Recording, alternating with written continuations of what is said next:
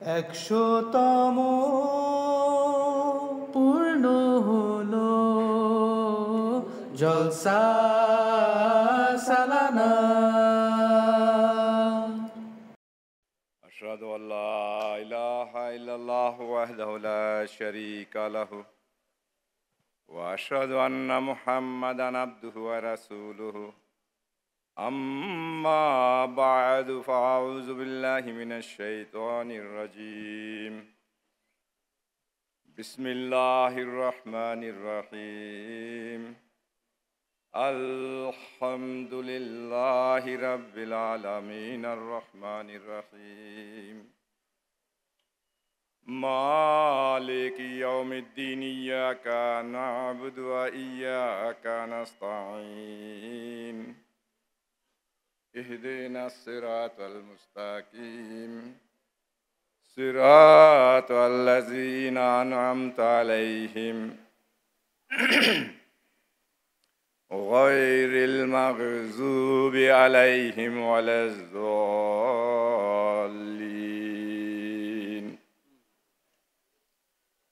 সম্মানিত সভাপতি সাহেব, উপস্থিত হাজিরিন মজলিস, পর্দার আড়ালে মা ও বোনেরা, প্রযুক্তির সহায়তায় যারা যেখান থেকে এই জলসা দেখছেন, সবাইকে আসসালামু আলাইকুম ওয়া রাহমাতুল্লাহি ওয়া বারাকাতুহু।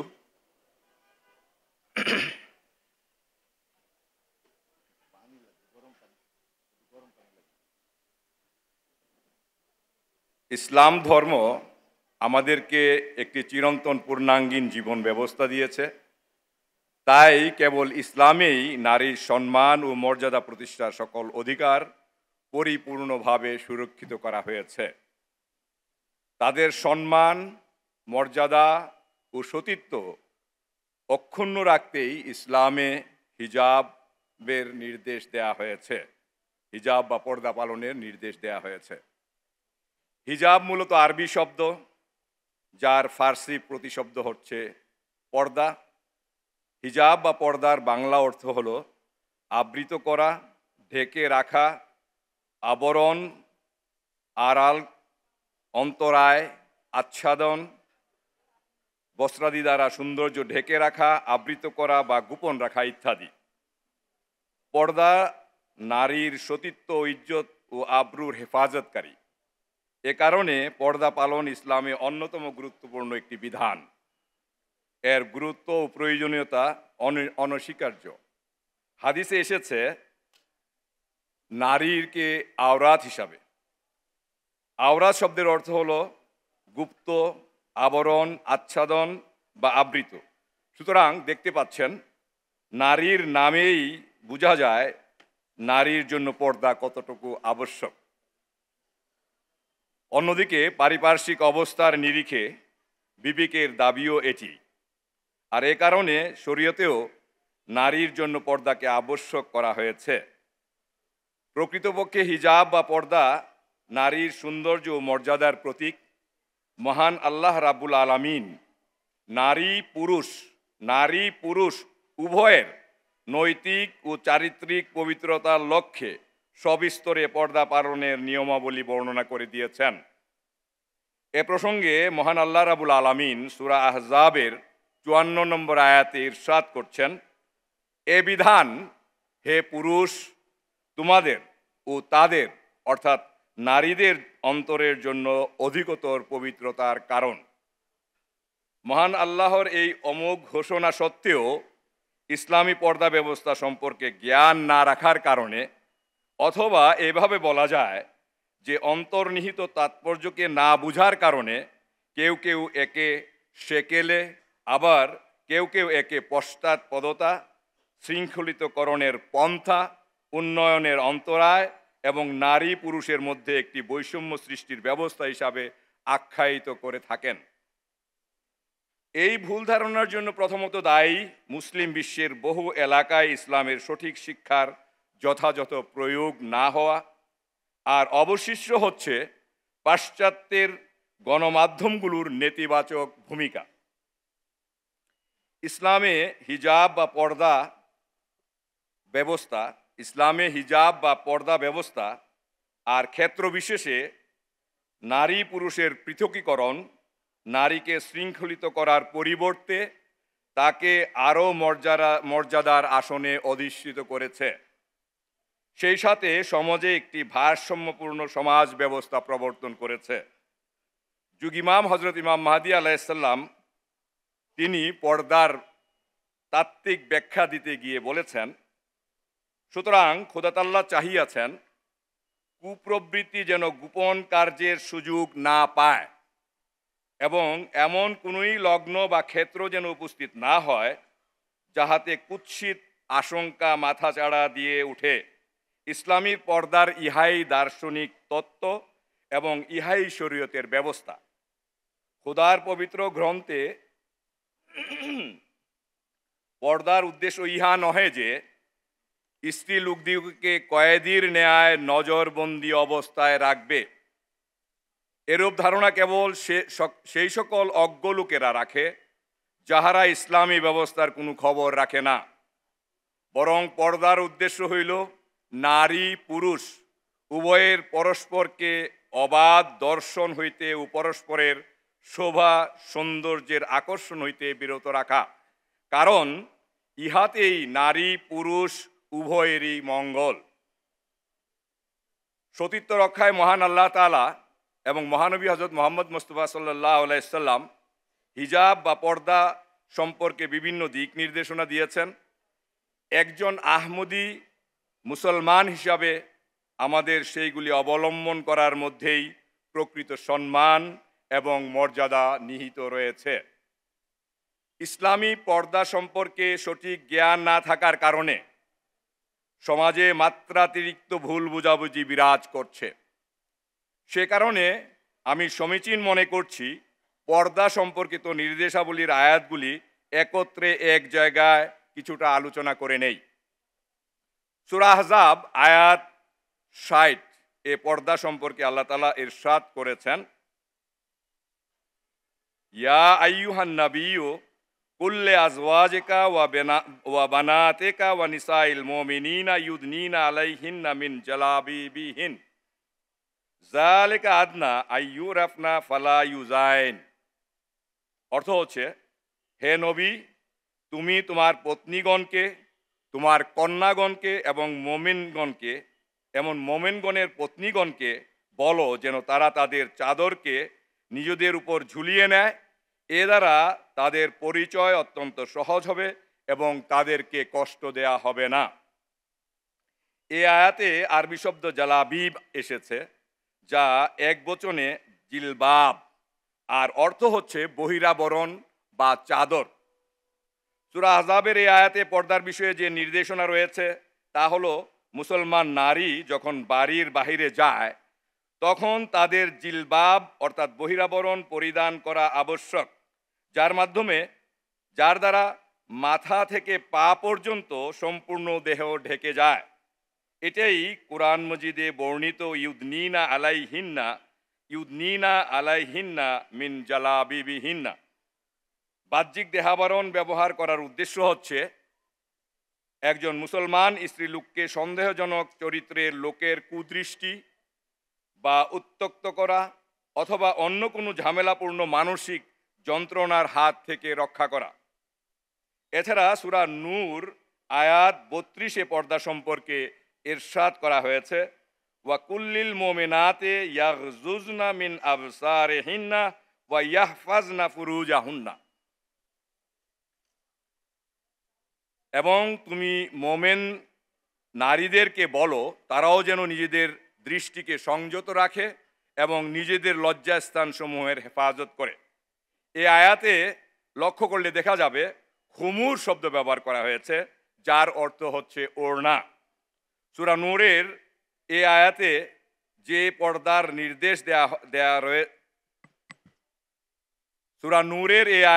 পর্দার নির্দেশ রয়েছে তা হলো মুসলমান পুরুষ এবং নারী পরস্পরের সাথে সাক্ষাতে দৃষ্টি সংযত রাখবে। পর্দার এই নির্দেশ মৌলিকভাবে ঘরের চার দেয়ালের মধ্যে যখন নিকট পুরুষ আত্মীয়গণ বারবার আসা যাওয়া করে সেক্ষেত্রে পুরুষ এবং নারীকে তাদের দৃষ্টি সংযত রাখতে বলা হয়েছে এবং এটি আবশ্যক। এবং নারীর জন্য অতিরিক্ত সতর্কতার প্রয়োজন, যাতে তাদের জিনাত অর্থাৎ দেহের, পোশাকের ও অলংকারের সৌন্দর্য প্রকাশ না পায়। সে সময় তাদেরকে জিলবাব অর্থাৎ বহিরাবরণ, চাদর বা বুরকা ইত্যাদি পরিধান করা আবশ্যক নয়, যেমন কিনা পূর্বের আয়াতে বলেছি সেটি আবশ্যক ছিল, অর্থাৎ সেখানে বাহিরে যাবে এই জন্য আবশ্যক ছিল, আর এখানে যেহেতু ঘরের চার দেয়ালের ভিতর আছে এই জন্য এটা আবশ্যক নয়। কারণ খুবই নিকট স্বগোত্রীয় লোকজনের অবাধ এবং সচরাচর গমনাগমনের মধ্যে এমন করা বিরক্তকর ও এবং অসম্ভব। বর্ণনার প্রসঙ্গ এটাই মনে হয় যে এ নির্দেশ বাসগৃহের অভ্যন্তরের পর্দা সম্পর্কিত, কারণ এই আয়াতে উল্লিখিত ব্যক্তিগণ হলেন, যেমন কিনা কোরআনের আয়াতে এই আয়াতে বলা হয়েছে, স্বামী, পিতা, শ্বশুর, পুত্র, স্বামীর পুত্র, ভ্রাতা, ভ্রাতুষ্পুত্র, ভাগ্নে, ঘরের স্ত্রীলোক, কৃতদাসী, যৌন কামনা রহিত পুরুষ অথবা অপ্রাপ্ত বয়স্ক বালক যার যৌন জ্ঞানের উন্মেষ হয়নি। নিকটতম আত্মীয় যারা তাদের জ্ঞাতি লোকদের বাড়িতে সাধারণত আসা যাওয়া করে। নিকট আত্মীয় ছাড়া এতে 4 প্রকারের লোকের কথা বলা হয়েছে, যেমন শালীন মহিলা, বৃদ্ধ চাকর, কৃতদাসী এবং অপ্রাপ্ত বয়স্ক ছেলে। তাদের বিশেষ উল্লেখ এই অনুমানের উপরই অতিরিক্ত জোর দেয়া যায়। আয়াতের নির্দেশ বাড়ির 4 দেয়ালের ভিতরের পর্দা সঙ্গে সম্পর্কযুক্ত। এছাড়া এই আয়াতে এটি বলা যে ইয়াজরিবনা বিখুমুরিহিন্না আলা জুয়ুবিহিন্না, অর্থাৎ তাদের ওড়নাগুলিকে বক্ষ দেশের উপর দিয়ে প্রলম্বিত করতে হবে। এটি স্পষ্ট যে, যেমন কিনা প্রথমের আয়াতে উল্লেখ করেছি সূরা আহজাবের 60 নং আয়াতে, পর্দার বিষয়ে মাথা, মুখমণ্ডল সহ সম্পূর্ণ দেহ আবৃত করতে বলা হয়েছে সেখানে। আর এখানে দ্বিতীয়টিতে সূরা নূরের এই 32 নম্বর আয়াতে বলা হচ্ছে কেবল মাথা ও বক্ষ দেশ ঢাকা পড়বে আর মুখমণ্ডল উন্মুক্ত রাখতে পারবে বলে উল্লেখ করা হয়েছে। তারপর সূরা আহজাবের 33 এবং 34 নম্বরে পর্দা সম্পর্কে আল্লাহ ইরশাদ করেছেন, হে নবীর পত্নীগণ, তোমরা কোনো সাধারণ নারীগণের মতো নও। তোমরা কোনো সাধারণ নারীগণের মতো নও যদি তোমরা তাকে অবলম্বন করে চলো। অতএব তোমরা চাপা, নম্র, মিহি সুরে কথা বলো না, নতুবা যার অন্তরে বেধি আছে সে প্রলুব্ধ হতে পারে, এবং সদা ন্যায়সঙ্গত কথা বলিও, এবং তোমরা নিজ গৃহে অবস্থান করিও, আর পূর্ববর্তী অজ্ঞ যুগের পদ্ধতিতে নিজেদের সৌন্দর্য প্রকাশ করো না। এই আয়াত অনুযায়ী অপরিচিত পুরুষের সাথে কথা বলার সময় নারীর পক্ষে গাম্ভীর্যপূর্ণ আচরণ প্রদর্শন করা আবশ্যক। এছাড়াও তারা নিজ জাতির কল্যাণ সাধনে এবং গৃহস্থলী বিষয়ের ব্যবস্থাপনায় এবং সন্তান পালনে তৎসম্বন্ধযুক্ত বিষয়াদের প্রতি দৃষ্টি রাখার জন্য সম্পৃক্ত গুরুত্বপূর্ণ প্রয়োজনীয় কর্তব্যের প্রতি মনোযোগ নিবদ্ধ রাখবে। আরও এক প্রকার পর্দার উল্লেখ রয়েছে সূরা নূরের 59 নম্বর আয়াতে, যেখানে বলা হয়েছে, ইয়া আইয়ুহাল্লাযীনা আমানু লিয়াস্তাযিনকুমুল্লাযীনা মালাকাত আইমানুকুম ওয়াল্লাযীনা লাম ইয়াবলুগুল হুলুমা মিনকুম সালাসা মাররাত মিন ক্বাবলি সালাতিল ফাজর ওয়া হিনা তাযাউনা সিয়াবাকুম মিনাজ যাহিরাতি ওয়া মিন বাদি সালাতিল ইশা। হে যারা ঈমান এনেছো, তোমাদের ডান হাত যাদের অধিকারী হয়েছে তারা এবং তোমাদের মধ্য হতে যারা এখনো প্রাপ্ত বয়সে পৌঁছায় নাই তারা যেন 3 সময় তোমাদের নিকট থেকে অনুমতি গ্রহণ করে তোমাদের শয়ন কক্ষে প্রবেশ করে। সেই সময়গুলি কি কি? ফজরের নামাজের পূর্বে এবং দ্বিপ্রহরের সময় যখন তোমরা তোমাদের পোশাক খোলো, আর এশার নামাজের পর। এ আয়াতে আরও এক ধরনের পর্দার নির্দেশ দেওয়া হয়েছে যা স্বামী স্ত্রীর জন্য, আর সেটি হচ্ছে পারিবারিক কর্মচারী বা চাকর এবং নাবালক শিশু তারা মালিক এবং পিতামাতার একান্ত কক্ষে 3টি সময় অর্থাৎ ফজরের নামাজের পূর্বে, দ্বিপ্রহরের সময় এবং ঈশার নামাজের পর বিনা অনুমতিতে প্রবেশ করবে না। এতক্ষণ যে আলোচনা করলাম এর সারাংশ হচ্ছে, সূরা আহজাব আয়াত ৬০-এ বাড়ির বাহিরের এবং জনসাধারণের মাঝে যাতায়াতের লক্ষ্যে পর্দা সম্পর্কে আলোচনা রয়েছে, যার কিনা বহিরাবরণ পরার কথা বলা হয়েছে, বোরকা বা চাদর, বড় চাদর। আর সূরা আন-নূর ৩২-এ প্রাথমিক পর্যায়ের অর্থাৎ গৃহের অভ্যন্তরের পর্দার কথা উল্লেখ রয়েছে, যেখানে শালীন পোশাক পরে নিজের জিনতকে ঢেকে নিবে, মাথার উপর দিয়ে বক্ষদেশ উপরে ঝুলিয়ে দিবে কাপড়, সেই কথা বলা হয়েছে। এছাড়া সূরা আহজাব এর আয়াত ৩৩ ও ৩৪-এ সীমাবদ্ধ পর্দার উল্লেখ রয়েছে, যা বিশেষভাবে মহানবী হযরত মুহাম্মদ মুস্তাফা সাল্লাল্লাহু আলাইহি সাল্লামের পবিত্র স্ত্রীদের জন্য নির্দেশিত। আর সে কারণেই সকল মুসলমান নারীগণের ক্ষেত্রেও এই বাস্তব অবস্থার প্রতি ইঙ্গিত রয়েছে যে একজন মহিলার যাবতীয় কাজকর্মের মূল এবং প্রধান কেন্দ্রবিন্দু হচ্ছে তার বাসগৃহ। এছাড়া পবিত্র কোরআনের সূরা আন-নূর আয়াত ৫৯-এ আরেক প্রকারের পর্দা, যেমন কিনা আমি উল্লেখ করেছি, যে চাকর, কর্মচারী এবং নাবালক শিশুরা তাদের মালিক এবং পিতামাতার একান্ত কক্ষে প্রবেশের সময় ৩টি সময় বিশেষ করে অনুমতি নিবে, অনুমতি ছাড়া ৩টি সময় প্রবেশ করবে না। হিজাব বা পর্দা পালন সংক্রান্ত বিষয়ে মহানবী হযরত মুহাম্মদ মুস্তাফা সাল্লাল্লাহু আলাইহি সাল্লাম উম্মতকে অনেক শিক্ষা দিয়েছেন। সেগুলির মধ্য থেকে কতক এখানে একত্রে উল্লেখ করতে চাচ্ছি যেন পর্দার বিষয়টি বোঝা যায়। কেবল পর্দা যে পোশাকের তা নয়, আরও রয়েছে। হযরত জারির বিন আব্দুল্লাহ বর্ণনা করেছেন, তিনি রাসূল করিম সাল্লাল্লাহু আলাইহি সাল্লামকে অজানা স্ত্রীলোকের প্রতি দৃষ্টি দেয়া সম্পর্কে প্রশ্ন করলে তিনি তাকে দৃষ্টি ফিরিয়ে নিতে আদেশ দেন। অজানা অপরিচিত মহিলাদেরকে দেখা যাবে না, নিষেধ।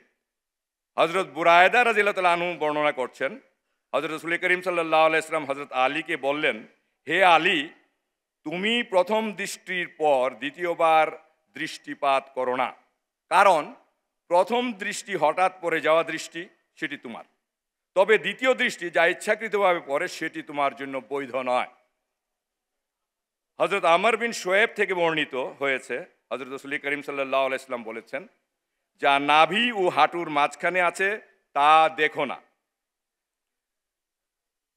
হযরত আলী রাদিয়াল্লাহু তাআলা আনহু থেকে বর্ণিত হয়েছে, হযরত রাসূল করিম সাল্লাল্লাহু আলাইহি সাল্লাম বলেছেন, হে আলী, উরুদেশকে খোলা রেখো না এবং কোনো জীবিত বা মৃত ব্যক্তির উরুদেশের প্রতি দৃষ্টিপাত করো না।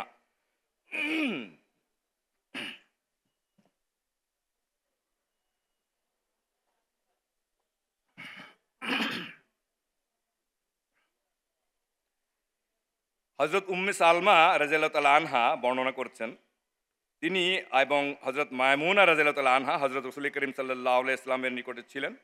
এমন সময় উম্মে মাকতুমের পুত্র তার কাছে আসলো। তিনি সাল্লাল্লাহু আলাইহি সাল্লাম তাদেরকে বললেন, তার সাথে পর্দা করো।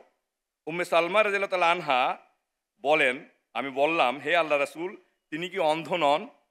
তিনি তো আমাদেরকে দেখেন না। হযরত রাসূল করিম সাল্লাল্লাহু আলাইহি সাল্লাম বললেন, তোমরা কি অন্ধ? তোমরা কি তাকে দেখো না? অর্থাৎ অন্ধ হলে তিনি দেখছেন না, কিন্তু মহিলা তোমরা তো দেখছো। হযরত আয়েশা রাদিয়াল্লাহু তাআলা আনহা তিনি এই নির্দেশের উপর এত কঠোরভাবে আমল করে গেছেন এবং নমুনা রেখে গিয়েছেন যে হযরত উমর রাদিয়াল্লাহু তাআলা আনহুর মৃত্যুর পর যখন তিনি হযরত রাসূল করিম সাল্লাল্লাহু হযরত আয়েশা রাদিয়াল্লাহু তাআলা আনহা হযরত রাসূল করিম সাল্লাল্লাহু আলাইহি ওয়াসাল্লামের রওজা জিয়ারত করতে যেতেন, তখন তিনি পর্দা করে যেতেন, যেহেতু সেখানে হযরত উমর রাদিয়াল্লাহু তাআলা আনহুর সমাধি রয়েছে। হাদিসে এসেছে, স্ত্রীলোক লজ্জাস্থান স্বরূপ, স্ত্রী লোকরা হচ্ছে লজ্জাস্থান স্বরূপ। সে যখন বের হয় তখন শয়তান তার দিকে কামলোলুপ দৃষ্টিতে তাকায়। এই জন্য বহিরাবরণ, চাদর, পর্দা করে মহিলাদেরকে বের হতে হবে। নামাজের মধ্যেও আল্লাহ তাআলার সামনে পর্দা পালনের প্রয়োজন রয়েছে।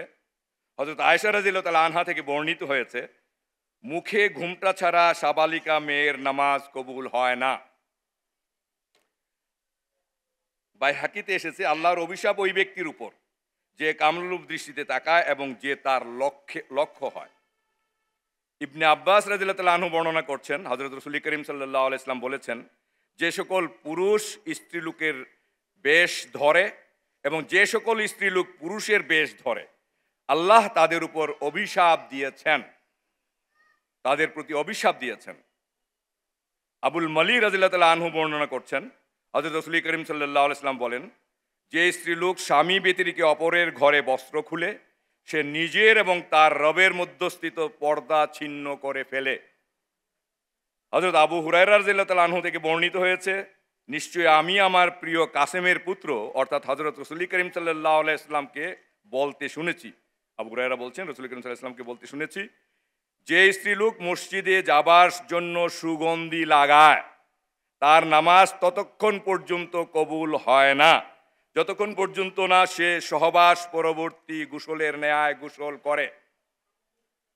আবু মুসা রাদিয়াল্লাহু তাআলা আনহু থেকে বর্ণিত হয়েছে, হযরত রাসূল করিম সাল্লাল্লাহু আলাইহি ওয়াসাল্লাম বলেছেন, প্রত্যেক চোখ ব্যভিচারী এবং যখন কোনো স্ত্রীলোক সুগন্ধি লাগিয়ে মজলিসের পাশ দিয়ে যায় সে ব্যভিচারিণী। হযরত জাবের রাদিয়াল্লাহু তাআলা আনহু থেকে বর্ণিত হয়েছে, হযরত রাসূল করিম সাল্লাল্লাহু আলাইহি ওয়াসাল্লাম বলেন, যাদের স্বামী গৃহে নেই তাদের সাথে সাক্ষাৎ করো না, কারণ শয়তান রক্তের প্রবাহের ন্যায় তোমাদের মধ্যে ধাবমান। সাহাবাগণ জিজ্ঞেস করলেন, হে আল্লাহর রাসূল, আপনার মধ্যেও কি? তিনি বললেন, হ্যাঁ, আমার মধ্যেও, কিন্তু আল্লাহ তাআলা আমাকে সাহায্য করেছেন এবং শয়তান আমার বশ্যতা স্বীকার করেছে। ইসলামী নির্দেশ অনুযায়ী হিজাব পালনকারী প্রত্যেক আহমদী মুসলিম মহিলা সম্মানিত, কেননা তারা আল্লাহ ও মহানবী হযরত মুহাম্মদ মুস্তাফা সাল্লাল্লাহু আলাইহি ওয়াসাল্লামের নির্দেশ মানছেন। এর চেয়ে বড় সম্মান এবং সৌভাগ্যের আর কি হতে পারে। যুগ ইমাম হযরত খলিফাতুল মসিহ আল খামেস আয়াদাল্লাহু তাআলা বেনাসিল আজিজ 2012 সালের 2 জুন জার্মানির সালানা জলসায় মহিলাদের উদ্দেশ্যে বলেন, আল্লাহ তাআলাকে ভালোবাসার দাবি হলো তার আদেশ নিষেধের উপর আমল করা আর ঘরের ভেতর ও বাইরে শালীন পোশাক পরা। ঘরের ভেতর ও বাইরে শালীন পোশাক পরা এটি আল্লাহ তাআলার আদেশ। শালীনতার দাবি পূরণের পর আপনাদের ডাক্তার হতে, ইঞ্জিনিয়ার হতে অথবা শিক্ষক হতে কেউ বাধা দিবে না, অথবা এমন কোনো পেশায় যেতে বাধা দিবে না যা মানুষের জন্য কল্যাণকর। আপনারা পর্দা অবলম্বনকৃত অবস্থায় সম্পূর্ণভাবে স্বাধীন। মোট কথা, প্রত্যেক আহমদী মেয়ের একটি পবিত্র সম্মান আছে, এর সুরক্ষা করা আবশ্যক। নিজের পবিত্রতার সুরক্ষা এবং শালীনতার বহিঃপ্রকাশ আপনাকে পুণ্যের প্রতি আহ্বানকারী এবং মন্দ থেকে বারণকারী বানিয়ে দিবে। আপনার আদর্শ আপনাকে অন্যদের জন্য ও আপনার বান্ধবীদের জন্য আকর্ষণের কেন্দ্রবিন্দুতে পরিণত করবে। ইসলামী হিজাব পালনকারী মুসলিম নারীরা সব যুগেই আল্লাহ ও রাসূলের নির্দেশিত পর্দারীতি অবলম্বন করে পরিবার, সমাজ ও জাতির বৃহত্তর কল্যাণার্থে অনেক বড় বড় ভূমিকা রেখেছেন।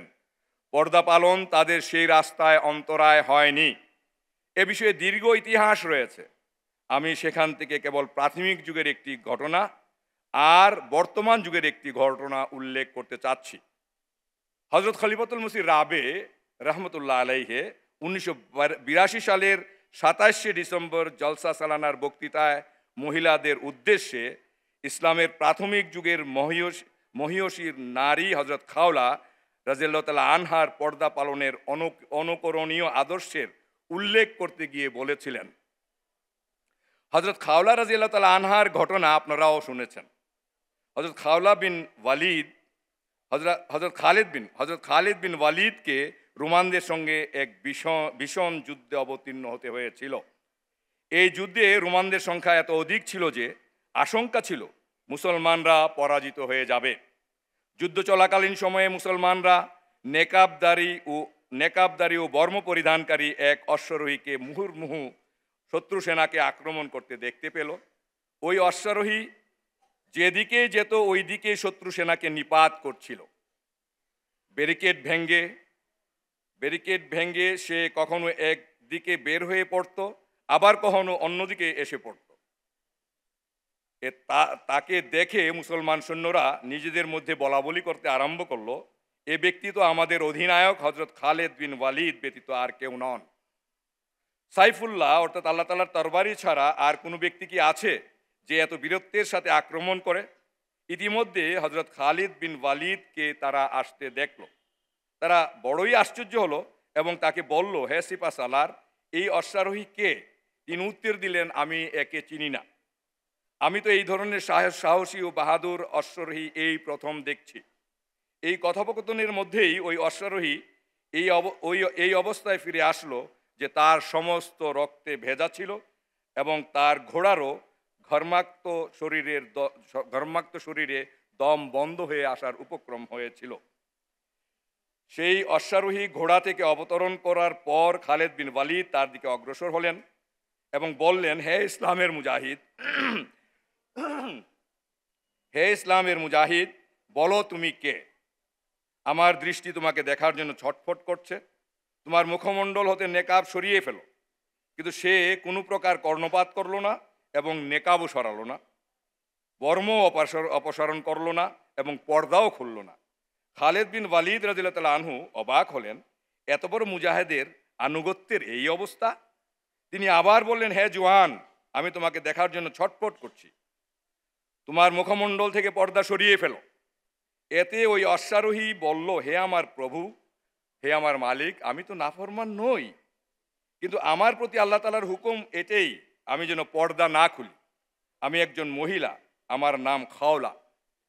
তো ইসলামের প্রাথমিক যুগের নারীরা এত দুর্বিষহ পরিস্থিতি এবং অবস্থার মধ্যেও পর্দা অবলম্বন করেছিলেন এবং তারা সম্মানিত হয়েছেন।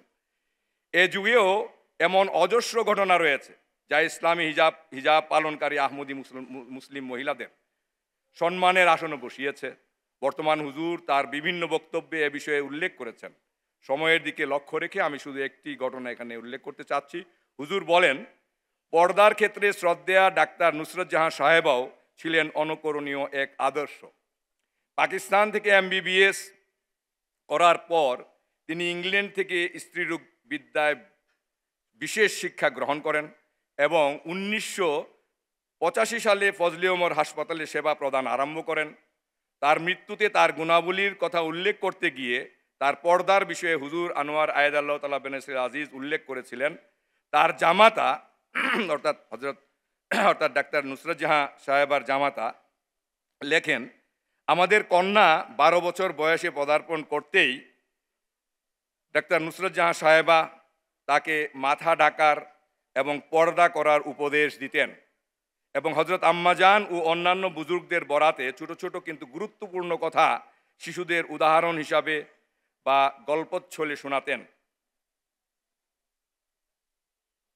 পর্দা করার বিষয়ে তিনি নিজেও খুব যত্নবান ছিলেন। হুজুর জামাতকে নসিহত করে, তার বরাতে জামাতকে নসিহত করে বলছেন, কাজেই পিতামাতা ও জ্যেষ্ঠরা যদি শিশুদেরকে এ ধরনের উপদেশ দিতে থাকেন তাহলে মেয়েদের মাঝে হিজাব নেয়ার বিষয়ে যে জড়তা রয়েছে তা দূর হয়ে যায় এবং সৎ সাহস জন্মায়।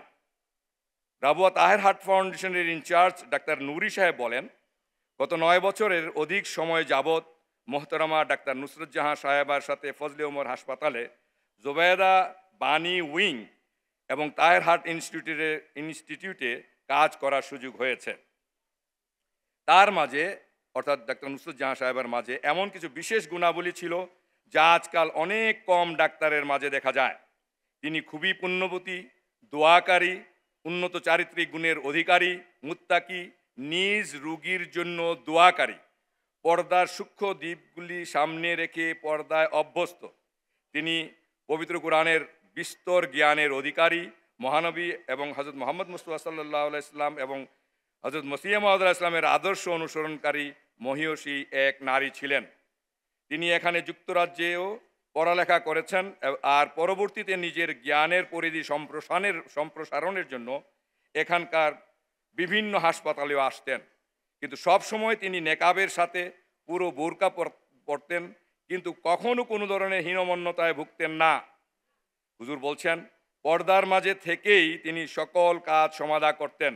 কাজেই আমরা পর্দা করে কাজ করতে পারি না বলে যেসব মেয়ে অজুহাত দেখায় তাদের জন্য তিনি ছিলেন দৃষ্টান্ত। জাগতিক দৃষ্টিকোণ থেকেও ইসলামী হিজাব মহিলাদের স্বাধীনতাকে ক্ষুণ্ণ করে না, বরং অন্যের দৃষ্টিতে এটি আরও প্রশংসা বয়ে আনে। এমনই অজস্র ঘটনা রয়েছে।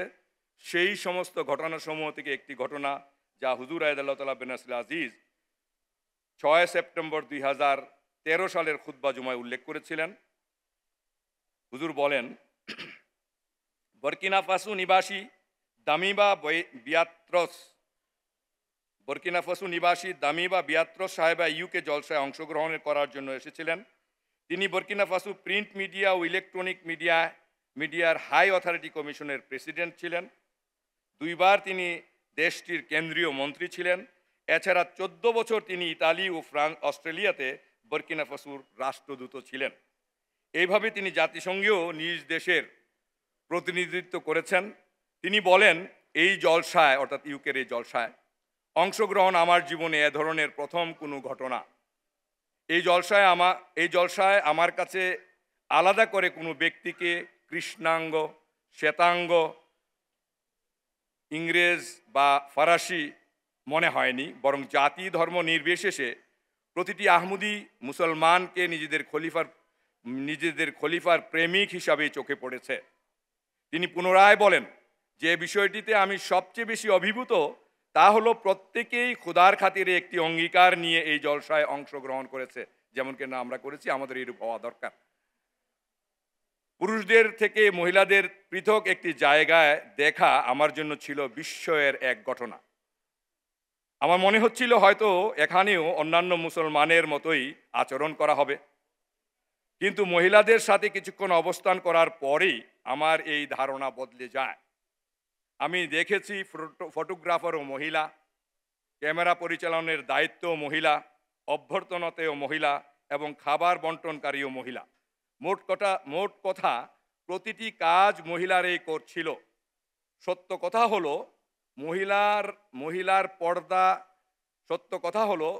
মহিলার পর্দা তার স্বাধীনতাকে বিন্দু মাত্র পদদলিত করে না। তারপর তিনি একরকম চ্যালেঞ্জ দিয়ে বলছেন, কারো এটি বিশ্বাস না হলে সে আহমদীদের কেন্দ্রে এসে দেখে যেতে পারে যে মহিলাদের পর্দা মহিলাদের স্বাধীনতাকে ক্ষুণ্ণ করে না। এই বিষয়টি দেখে যেতে পারে। মহান আল্লাহ তাআলা আমাদের সবাইকে তার নির্দেশিত পর্দা রীতি বুঝে সেগুলির উপর আমল করে সত্যিকার অর্থে মর্যাদা সম্পন্ন ও সম্মানিত হওয়ার তৌফিক দান করুন। ওয়া আখিরু দাওয়ানা আলহামদুলিল্লাহ। 100তম পূর্ণ হলো জলসা সালানা।